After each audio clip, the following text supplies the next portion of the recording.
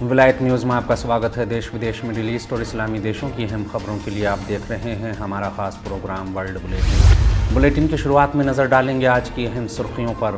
फ़िलिस्तीनी दलों की धमकी, इसराइल बाज न आया तो तल अवीव को बनाएंगे भीषण हमलों का निशाना। जर्मन विदेश मंत्री सऊदी अरब पहुंचे, जद्दा में सऊदी राजशाही के वरिष्ठ अधिकारियों से की मुलाकात। अमेरिका का आरोप, भारत में अल्पसंख्यकों के खिलाफ टारगेटेड हिंसा, धार्मिक आज़ादी पर संकट। रूस को निशाना बनाने वाले हथियार नहीं, लेकिन यूक्रेन के पायलटों को ट्रेनिंग देगा फ्रांस। इमरान खान ने फिर भरी हुंकार, अंतिम सांस तक आज़ादी के लिए लड़ता रहूँगा। जॉर्डन में सूडान के दूतावास पर हमला। बशार असद को दुबई क्लाइमेट कॉन्फ्रेंस में हिस्सा लेने के लिए संयुक्त अरब अमीरात के राष्ट्रपति ने दिया निमंत्रण। नॉर्मलाइजेशन, अरब और इस्लामी जगत में ज़ायोनी लॉबी और इसराइल के खिलाफ पाई जाने वाली नफरत कम नहीं कर सकता। समुद्री सुरक्षा, आधिकारिक और अंतर्राष्ट्रीय व्यापार को खतरे में डाल रहा है अमेरिका। पुतिन का ऐलान, रूस इस्लामी देशों से सहयोग बढ़ाने को तैयार। पाकिस्तान सेना प्रमुख और मोहम्मद बिन जायद की फ़ोन पर चर्चा, सैन्य सहयोग बढ़ाने पर दिया जोर। ईरान को कंट्रोल करने का सपना हुआ चकनाचूर, फारस की खाड़ी पर तेहरान का नियंत्रण। पोप फ्रांसिस से मिलने पहुंचे वेटिकन में सीरिया के राजदूत। आयरलैंड में ईरानी दूतावास को निशाना बनाने वाले 4 हमलावर गिरफ्तार। अब खबर तफसील से। अमेरिका और इसराइल के अरमानों पर फिरा पानी, संयुक्त राष्ट्र में मनाया गया नकबा डे। 1948 के बाद से पहली बार संयुक्त राष्ट्र ने ज़ायोनी शासन के हाथों फ़िलिस्तीनियों के कत्लेआम और उनके जातीय सफाई को मान्यता देते हुए नकबा डे मनाया। 1948 में ज़ायोनी सेना ने ब्रिटेन, अमेरिका और पश्चिमी देशों की मदद से आधे से ज़्यादा फ़िलिस्तीनियों का कत्लेआम करते हुए उन्हें उनके ही घरों से बेघर करते हुए फ़िलिस्तीन में एक अवैध राष्ट्र का गठन किया था। 1948 के बाद से पहली बार कल 15 मार्च को संयुक्त राष्ट्र की आम सभा में फ़िलिस्तीनी लोगों के दर्द को महसूस करते हुए संयुक्त राष्ट्र में नकबा डे मनाया गया। संयुक्त राष्ट्र के सदस्य देशों की मौजूदगी में फ़िलिस्तीन के राष्ट्रपति महमूद अब्बास ने नकबा डे के बारे में बताते हुए सबसे पहले भाषण दिया। फ़िलिस्तीनियों को उनके घर से निकालकर बेवतन करना, उनका कत्लेआम आधुनिक इतिहास की वो घटना है जिसकी कोई मिसाल नहीं मिलती। अमेरिका और इसराइल ने हालांकि भरपूर कोशिश की कि नकबा डे का कोई प्रोग्राम ना हो सके, लेकिन उन्हें मुंह की खाना पड़ी। अमेरिकी कांग्रेस के स्पीकर केविन मैकार्थी ने भी फ़िलिस्तीनी मूल की अमेरिकी कांग्रेस मेंबर रशीदा तलीब को नकबा डे पर कोई भी प्रोग्राम करने से रोकने की भरपूर कोशिश की, लेकिन वो नाकाम रहे। वहीं तल अवीव ने भी यूएनओ में ऐसा कोई प्रोग्राम ना होने देने के लिए पूरी कोशिश की। नाकामी के बाद ज़ायोनी लॉबी ने यूएनओ के मेंबर्स देशों के राजदूतों से अपील की कि वो इस कार्यक्रम का बहिष्कार करें, लेकिन यहाँ भी ज़ायोनी लॉबी को नाकामी का मुंह देखना पड़ा।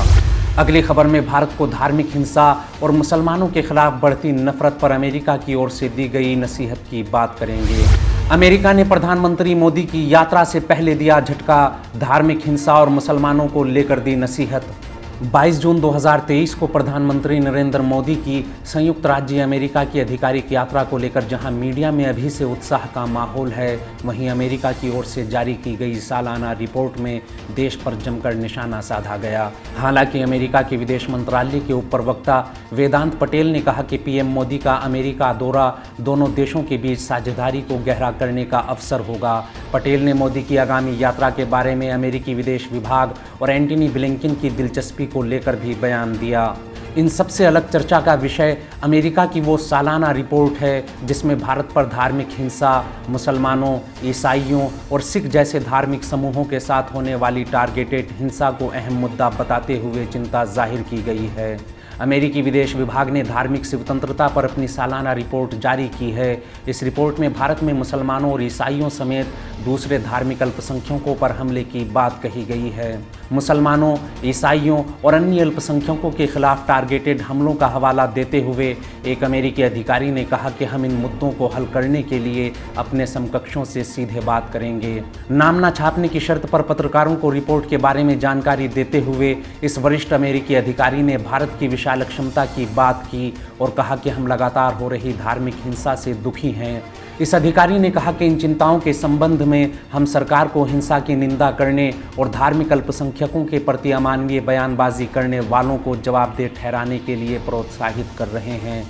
अमेरिकी विदेश मंत्री एंटनी ब्लिंकेन की ओर से जारी की गई अंतर्राष्ट्रीय धार्मिक स्वतंत्रता पर वार्षिक रिपोर्ट 2022 में मुस्लिमों के घरों पर बिल्डोज़र चलाने और मध्य प्रदेश के खरगोन में मुस्लिमों के घरों पर हमले का भी जिक्र किया गया।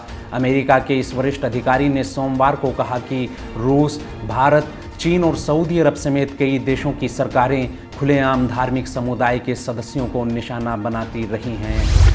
अगली खबर में सीरिया के राष्ट्रपति बशार असद को बिन जायद की ओर से दी गई दावत की बात करेंगे। अरब जगत में बढ़ता सीरिया का दबदबा, अब संयुक्त अरब अमीरात ने दी दुबई क्लाइमेट कॉन्फ्रेंस में आने की दावत। साम्राज्यवाद, प्रायोजित आतंकवाद और ज़ायोनी लोबी की ओर से सीरिया के खिलाफ छेड़े गए छद्म युद्ध में लगातार 12 वर्ष तक मजबूती से डटे रहकर विजेता के रूप में उभरे दमिश्क की एक बार फिर अरब जगत में पूरी शान व शौकत और दबदबे के साथ वापसी हो चुकी है। जहां सीरिया के विदेश मंत्री सऊदी अरब की अपनी आधिकारिक यात्रा पर हैं, वहीं सऊदी अरब में अरब लीग की बैठक में हिस्सा लेने की सऊदी राजा की ओर से दावत के बाद अब यूएई ने भी सीरियन राष्ट्रपति बशार असद को दुबई क्लाइमेट कॉन्फ्रेंस में हिस्सा लेने की दावत दी है।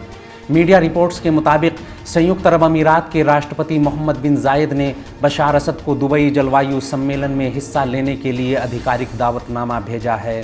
दमिश्क में यूएई दूतावास ने अपने ऑफिशियल ट्विटर अकाउंट पर पोस्ट करते हुए कहा कि सीरिया में संयुक्त अरब अमीरात के दूतावास के प्रभारी अब्दुल हकीम अन-नईमी ने इस देश के राष्ट्रपति बशार असद से मुलाकात और बातचीत की। उन्होंने इस मुलाकात में संयुक्त अरब अमीरात के राष्ट्रपति मोहम्मद बिन जायद की ओर से बशार असद को दुबई क्लाइमेट कॉन्फ्रेंस में शिरकत की दावत दी। गौरतलब है कि इससे एक हफ्ते पहले भी बशार असद और मोहम्मद बिन जायद ने टेलीफोन पर बातचीत की थी। रिपोर्ट के मुताबिक असद और बिन जायद ने अरब जगत में आ रहे सकारात्मक बदलाव और इलाके के घटनाक्रम पर चर्चा की थी। सीरियाई राष्ट्रपति ने अरब देशों के आपसी सहयोग को मजबूत करने और अरब देशों और लोगों के हितों के लिए काम करने और अरब देशों को एकजुट करने और आपसी रिश्तों को बेहतर बनाने में संयुक्त अरब अमीरात की भूमिका के लिए यूएई की तारीफ की। बता दें कि नवंबर 2011 के बाद सीरिया की हाल ही में अरब लीग में भी वापसी हुई है। नवंबर 2011 में अरब लीग के देशों ने साम्राज्यवादी साजिशों का सामना कर रहे अरब लीग के संस्थापक सदस्य सीरिया पर राजनीतिक और आर्थिक प्रतिबंध लगाते हुए उसे निलंबित कर दिया था। अगली खबर में गज़ा के विस्फोटक हालात और ज़ायोनी आतंकी गुटों के फ्लैग मार्च पर फिलिस्तीनी दलों के कड़े रुख की बात करेंगे। फिलिस्तीनी दलों की धमकी, इसराइल बाज ना आया तो तल अवीव को बनाएंगे भीषण हमलों का निशाना। फिलिस्तीन पर इसराइल के कब्ज़े के 75 वर्ष पूरे हो रहे हैं। ऐसे में फ़िलिस्तीन पर ज़ायोनी कब्ज़े के ख़िलाफ़ एक बार फिर दुनिया भर में गम और गुस्से की लहर है। संयुक्त राष्ट्र में नकबा डे के मौके पर जहां यूएनओ ने साफ कहा है कि हम फ़िलिस्तीन के मौलिक अधिकारों को लेकर पाबंद हैं और हम चाहते हैं कि इस देश पर जारी अतिक्रमण ख़त्म हो, वहीं इसराइल पूरी कोशिश कर रहा है कि फ़िलिस्तीन के हक़ में कोई प्रभावी कैंपेन ना हो। इन सबके बीच ज़ायोनी उन्मादी और आतंकी गुटों की ओर से कुद्स शहर में होने वाले फ्लैग मार्च की खबरों पर कड़ी प्रतिक्रिया देते हुए फ़िलिस्तीनी दलों ने कहा है कि अगर इसराइल अपनी हरकतों से बाज ना आया तो इस बार तल अवीव को एक बड़ी जंग का मैदान बना देंगे।